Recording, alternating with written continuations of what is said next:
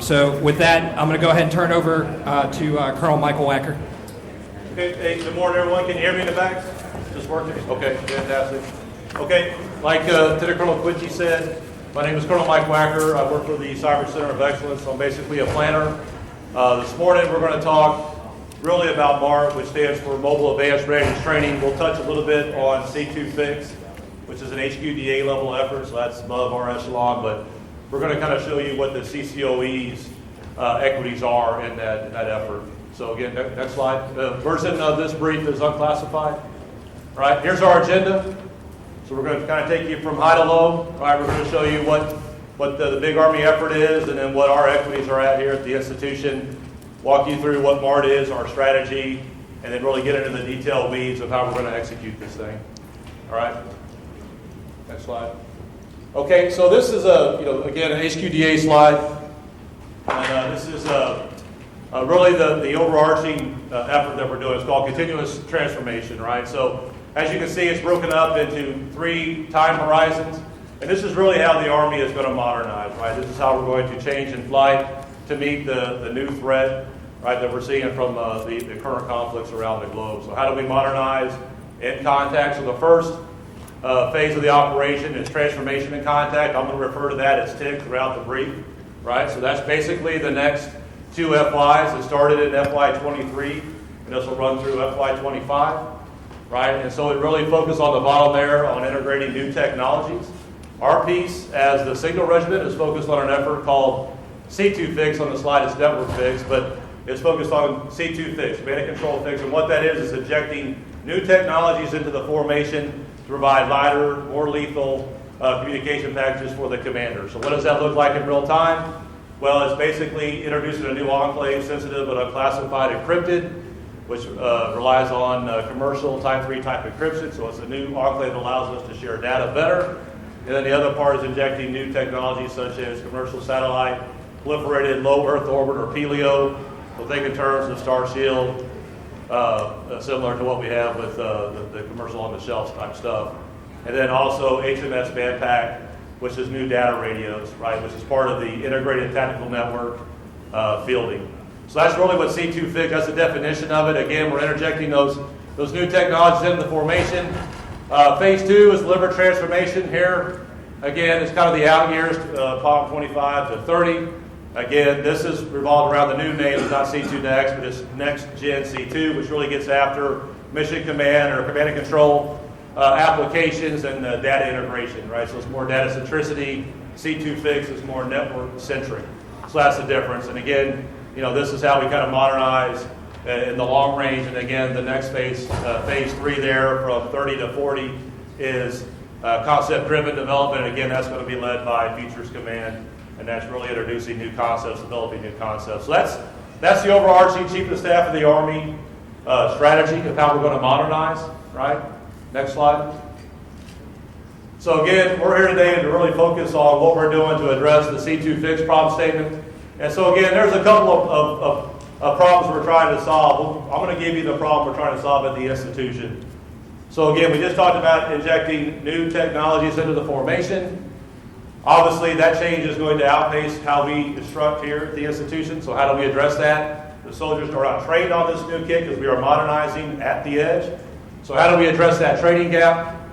Right? And then you can see the second block there. Again, it's built to the unit without the .mil PF integration. So think in terms of how do we get after the leader PMI? How do we address doctrine? How do we update our organizational structure, right? Our Army structure?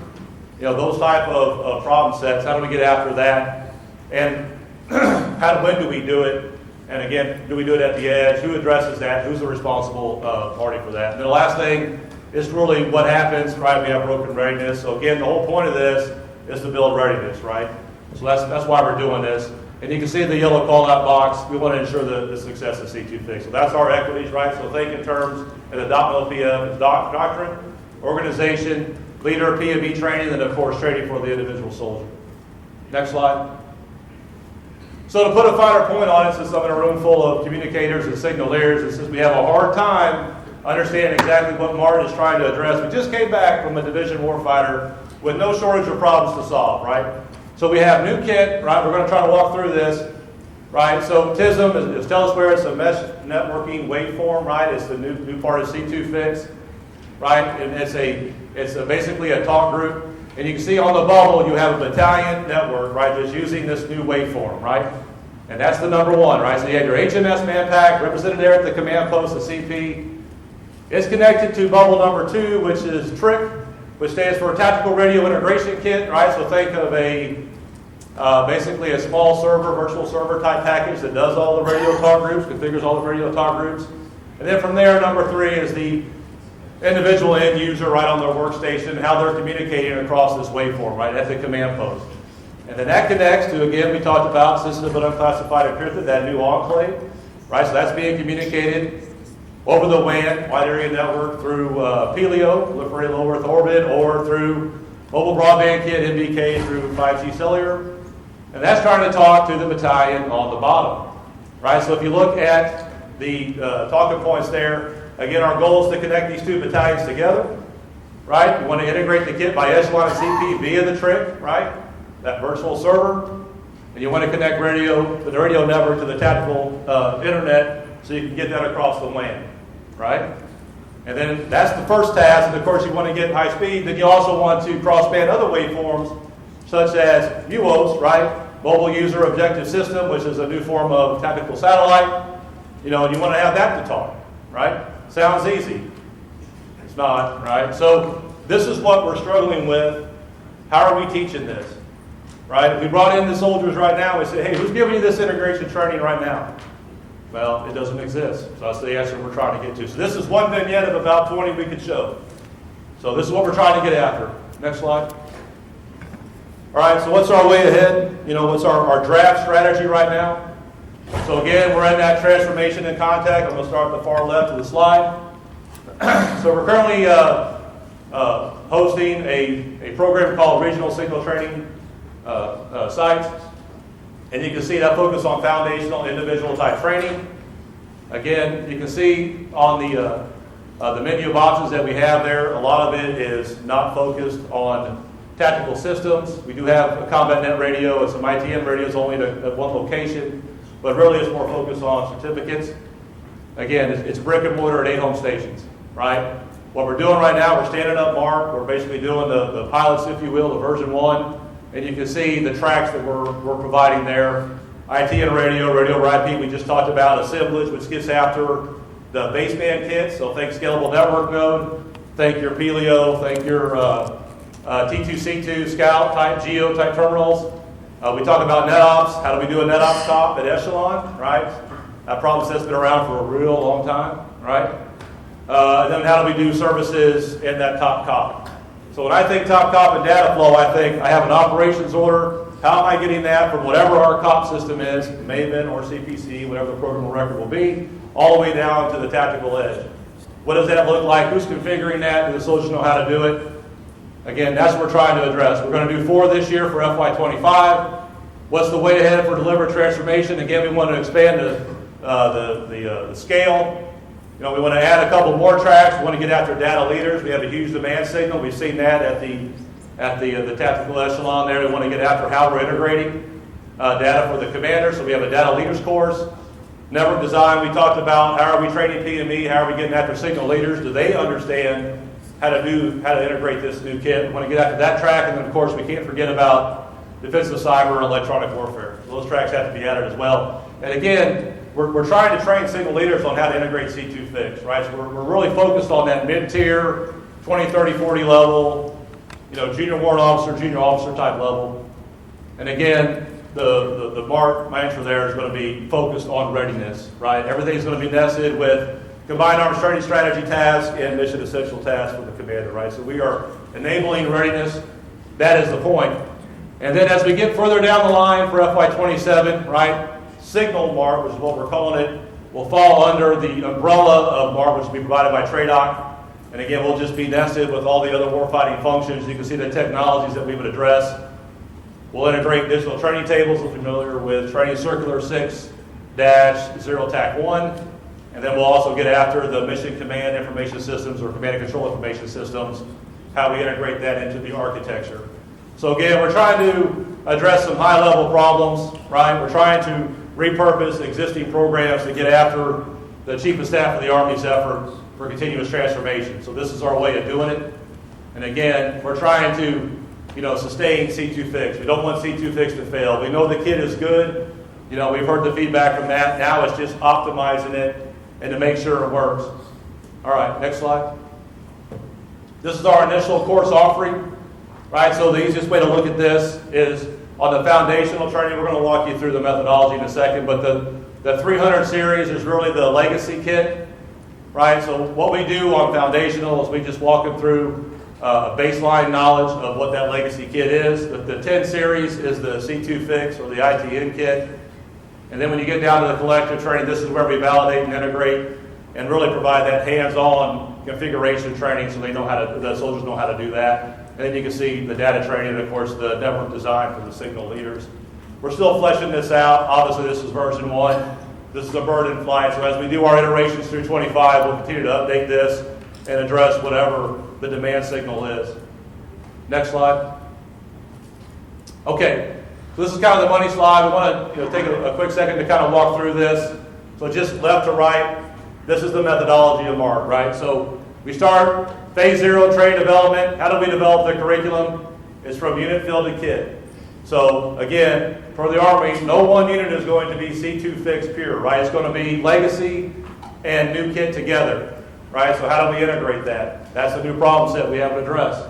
So it's going to be based on whatever that unit has, right? So it could be crypto mod radios and C2 Fix at division or vice versa. We're going to leverage their TACSOC because we need to understand how their commander wants to fight, right? So again, think in terms of how does he do the COP? How does he do assured voice? How does he do digital fires? We have to make sure that we're training so the soldiers understand, it's not just network for network's sake, it's to enable the commander to make decisions. The third bullet, again, we base this on C2 Fix best practices and lessons learned. That's based on the assessments that we're doing right now. So we've done 2 so far, 1st Brigade, 1st Armor Division at NTC 2404 in February. And then we've done multiple touch points with 2nd Brigade, 101st, to include the division headquarters and their enabling brigades. So we're culling out. We just got back last night at super late, and we got a lot of problems to solve, so we are well informed on best practices to get after those problems. The 4th bullet, C2 core functions. This is based on what the 4 stars came up with for Leavenworth. So think in terms of what are the essential things they have to do. We've already talked about it, right? So common map and terrain, common graphical control graphics, redundant voice. There's 12 of them. PLI, the friendly combat power, the sustainment feeds. Those are the 12 things we want to focus on to ensure that we're getting the commander the information that he needs. And then lastly, CTC trends. It's amazing how consistent these trends are, the problem sets between the 3 CTCs, right? All the configuration issues they see repeatedly over and over from their rotational units. We bake that in so we try to set the soldiers up for success. And then lastly, we conduct a home station site survey, so think PDSS, to make sure that curriculum is unit tailored, and we involve the unit and the warrant officers to make that the right mix. Moving to phase 1, the foundation. This is 4 days, 32 hours. Again, you can see this is just a notional design, the tracks that we think are kind of the broad buckets, right? Radio tactical assemblage, the network operations security center, and then of course the servers and the combined operating picture. Again, this is, we only have 80 hours, so we have to kind of bound this off. And remember, the target audience is, the mid-tier leader, the 20, 30, 40 junior warrants. So we expect them to come in with the buttonology down pat. They should know how to power the kit on. They should know basic user functions, individual tasks. We're trying to get everyone level set. So remember, this class is open up to all MOSs. So if you're a 25 hotel who's a network operator, you probably are not too familiar with tactical radios. So we're trying to get everyone baseline in a very efficient manner. Again, we do that with classroom instruction and hands-on practical exercise, and then we do multiple knowledge assessments, right? So we're trying to really dial up the rigor on the training. This is a graduate level type course. We'll walk through the metrics on that. So that's your baseline, that's 4 days. We go into phase 2. There's 2 sub-phases of phase 2. You can see the crawl and the walk, the integrate and the validate. Here we focus on that yellow call-out box, again, using the core C2 functions. Right, assigned to a CATS task, so this is definitely contributing to readiness. You can see these are the basic ones, or the baseline of task that we came up with, COP, Assured Voice. How do we integrate data? And again, data can be multiple enterprise or trusted source data integration. And then, of course, the NetOps task. The crawl phase is where it's instructor-led, so think of your situational training exercise, sticks lane type training. We walk them through, again, on a radio track, for example, it would be how do you configure a radio up to the radio over IP. So if you're using Instant Connect Enterprise or Wave or whatever radio over IP you have, how do you do that from start to finish? Again, we use basic Army school methodology, groups of 5 with a team leader, and then we do your RTEP CATS go, no-go type assessment. And then we move on to the walk for H2 Bravo there, student-led now. So the instructor walks them through step by step on how to configure all that equipment. Now it's the student's turn, and now we're building that confidence, right? Now we're doing multiple iterations of sticks lane type training and giving all those students a chance to lead the team to do the troubleshooting. And then finally, for capstone, we take those sticks lanes, we consolidate that into these small CPs where they have all the equipment at their available to them, student-led. And here's the fourth bullet there, the OP4, i.e. measles injects. This is where we inject multiple dilemmas, right? We have a whole list based on everything to the far left here, CTC trends, and we can dial that up. We can give them multiple misconfigurations.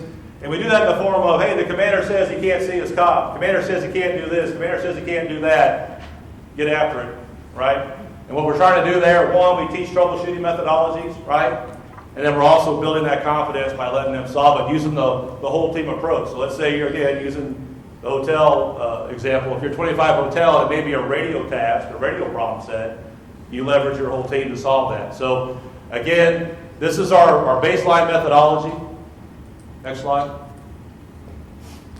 We've already done one iteration. This is our second iteration that we're going to do in January at Schofield Barracks for 25th Infantry Division. This is based on our initial coordination with them on what they'd like to see. They kind of kept the same methodology, radio, assemblage, NOSC, and server, right? And then we also added the data for leaders course because as we're seeing at the edge, data, maybe even how we manipulate the data for the commander is a big demand signal. So we're trying to get after that by at least teaching the philosophy. And then you can see the integration task that we're going to get after. That'll be in January. So again, class size of 20, mid-tier leaders, all MOSs, signal MOSs, right? This is Signal Mart. And then these are the tracks we're going to provide. And again, we're restricted to 80 hours right now to nest. And we'll talk about rearm here in a second. Okay, next slide. This was the first version we did in July with 1st Infantry Division at Fort Riley. Fantastic training, right? This is, we got all the growing pains out of the way. And again, just walking you left to right, this is, the first photo is track 2, the tactical assemblage. This is on their legacy kit. 1ID is not a C2 fixed unit. We picked 1ID because they have 3 National Training Center rotations coming up. So what a better way to see if our training worked than have them go out to the box and see how they perform. So again, that was the first picture. Again, the second picture is the class of 20 there, and then third is Lieutenant Colonel Mario Birch, fantastic G6 there for danger, and then of course our Distinguished Honor Grad, fantastic soldier, PFC Monroy, who was our Distinguished Honor Grad. You can see the metrics, right? So we can dial this up again. This is in coordination with the unit on how rigorous they want the course. Pre-test average wasn't so good. Post-test average was a lot better, right? And then again on the hands-on through the capstone the first time go. So again, the multiple dilemmas, we're seeing a couple of things here, right? 1, there's a training gap. We acknowledge the training gap. 2, there's a demand signal to fix it, right? And 3, the soldiers really responded well to it. We're giving them sets and reps, and that's really what we're here to do, is to enable the soldier to do their job. So again, this is the absolute right thing to do, and we want to get after it. Okay, next slide. All right, Martin, the rearm, right? How do we nest with that? Again, if you're familiar with rearm, the top block there kind of lays out what it is. You got 3 windows. You have the modernization, the training window, and the mission window. Again, very short windows. Most of us Marine students have been on a tactical unit, so we know that training window is very compressed. And you can see with the yellow boxes at the bottom there, once you get into that, your life is pretty much dictated to you as a signal leader on what you're going to be supporting. So again, we want to nest Signal Mart right in that sweet spot at the end of the modernization when they get the C2 fixed building, and right before they start their train up to whatever CTC or warfighter exercise they're going to do, whatever validation exercise they're going to do. So again, we want to come right in there after they get individual training, dump in this mid-tier leader, graduate level type training, then they can disseminate that throughout the formation. Last thing is, how does Martin S. and the big Army effort? Well, we're still working through that. We've kind of talked the strategy on the one slide, but again, as far as the training support package, we think this is going to be necessary what the PEO provides and what the institution writ large, meaning TRADOC, what they provide in terms of touch points, right? So digital training tables, how are we getting after the collective staff? We have one component of the technical piece. How are we doing the staff education? This is kind of how we see that going. But again, we're working through that now. If you use the last C2 Fix assessment division as a model, they had 5 touch points. They got a lot of love. I don't know if that's sustainable, so we have to work through, because once we lift and shift, and they still got problems to solve, how do we take care of that, right? So we still got to address it. This is kind of what we think makes sense to us, and we'll socialize this up. This is still pre-draft, pre-decisional. All right, next slide. Okay, what's our way ahead? Again, our first iteration in FY24 was focused on 101st. We went out, we kind of did over the shoulder with the PM, in this case PEO, C3T. We kind of saw what they were doing for their individual training to make sure we were destined. We executed the 1ID training there, where you can see the tracks. And then we're doing 25th, and you can see our key tasks that we have to do. So there's a lot of effort leveraging the existing resources to pull this off. What's the rest of 25 look like? Well, we've already signed up a Compo 2-3 unit. 34th ID, Minnesota, they are a TIC unit. They've been given their initial fielding of C2 Fix. So when they return from Kuwait, this is what they would like us to instruct. And then we're going to go back to the ASARC, the Army Synchronization and Resourcing Conference, is where we task all the FORSCOM units. And we're going to ask what other units they would like us to provide Mark II. We already have 2 kind of preloaded that make a lot of sense when we're doing the initial coordination. And then for 26, we will double the output to 8 marks. We have the new contract stood up, and we'll be able to deliver this again, hopefully to the armored formation, striker formations. Right now, it's all the light infantry folks. And then you can see our mission partners and what they provide. Like I said, so far, Mark's been very well received. Again, everyone has been rolling together. All of our stakeholders and mission partners have been great to enable this. Okay, next slide. Okay, so that's a very down and dirty on what MART is. Hopefully that makes sense. Again, the intent here is to help the soldier do their job, right? We want to give more touch points and really put the information that they need to make sure C2 Fix is a success, right? Okay, all right, so I'll take any questions. This microphone's open up here. If you'd like to come and line up to ask your questions, please. Thanks, Keith. Go ahead. So, with ITN, it's not a program of record, and PEO is not a program of record. How we plan to divest our legacy system when training people on the new system without formal process from board management to onboard that? Yeah, great question. The question was how do we divest legacy equipment like WinT while we're integrating the new kit? That's kind of the question. So 1, great question. 2, that's the HQDA level question. I got somebody, a ringer, if I may.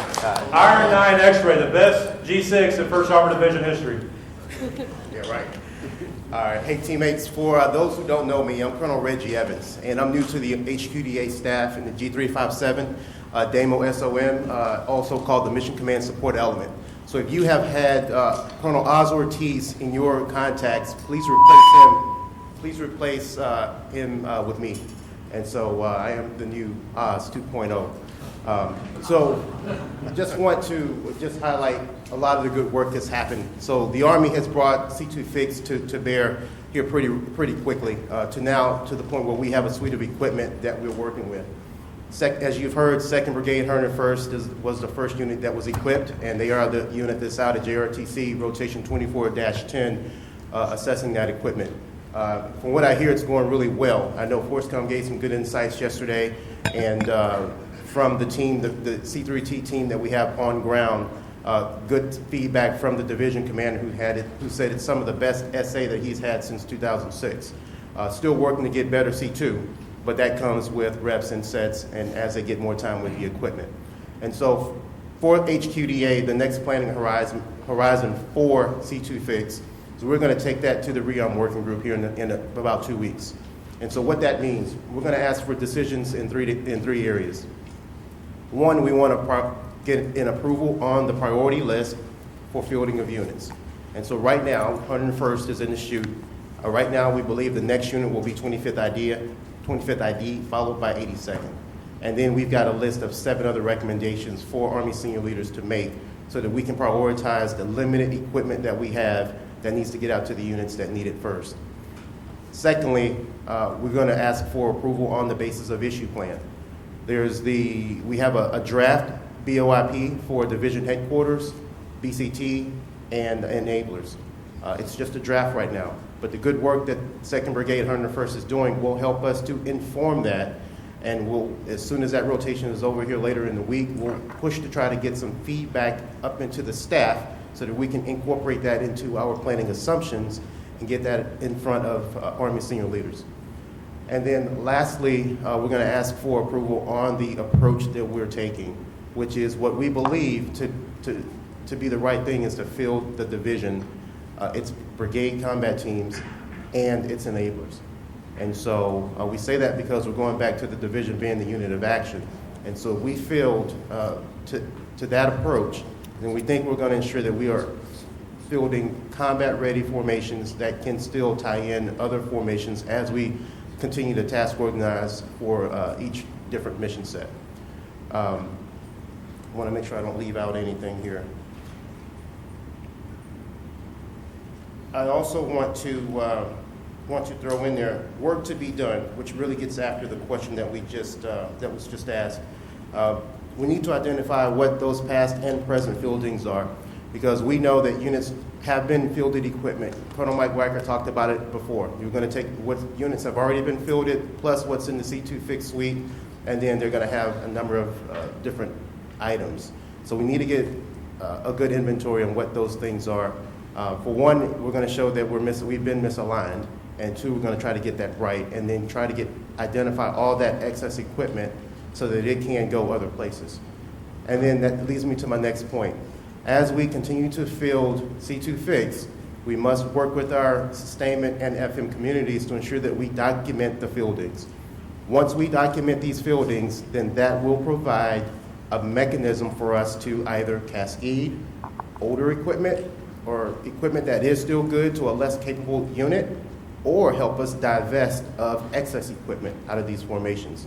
Because many units will field WinT Inc. 2 units, ITN equipment, and scalable network nodes, and then they'll no longer use their WinT equipment. But a WinT Inc. 2 system is still good for a unit that has maybe an Inc. 1 Bravo system. So that's the type of planning that we're looking at, and that is really the next horizon for C2 fix. So to answer your question, documenting is the right way to go. That's what we got to get to, so that we can then divest of excess, and then or either cascade that equipment over to other units. Thanks, Reggie. Outstanding support. That's right, that's what I need. Now the buddy for line. Okay, any other questions?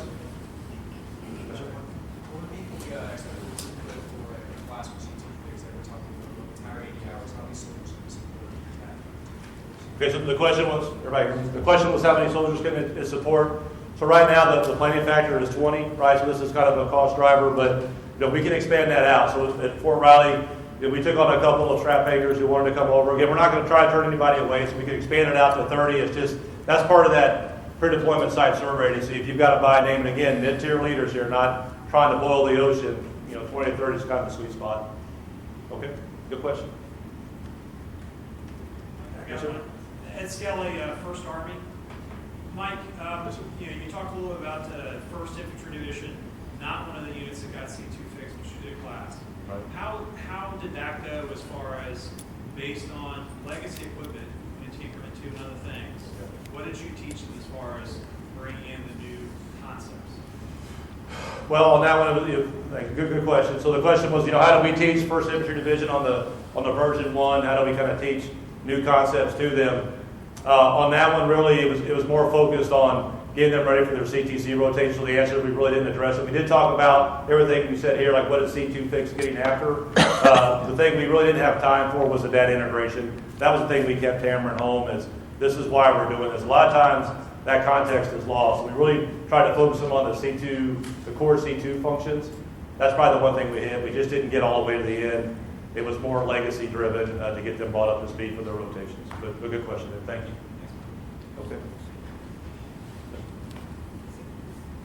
All the lessons learned, all of the experiences, again, posted into a repository or pulled into, this is issues like JIRA, industry will sometimes use JIRA for reporting any sort of software issues or something with technology. And it's just a platform in which people can see what is issue and what's driving towards the remediation and fix of that. Yes, ma'am. So General Horvath's question was, how are we uploading all the lessons learned and best practice to a portal? We did stand one up on Teams. We got to do a lot more work to be done, absolutely. And so that really gets back to the PEO because we're really linked in with them. For example, how they're doing the scalable network node equipment, right? So we're latched at the hip. As they develop the problems in real time, we're collecting those. And now we need to probably find a SharePoint or a better team site that's more open, available to the public consumption. So great question, man. After that. Okay. Any other questions? Everybody look smart? Okay. All right. Not hearing any other questions. Again, great audience. Really appreciate the participation.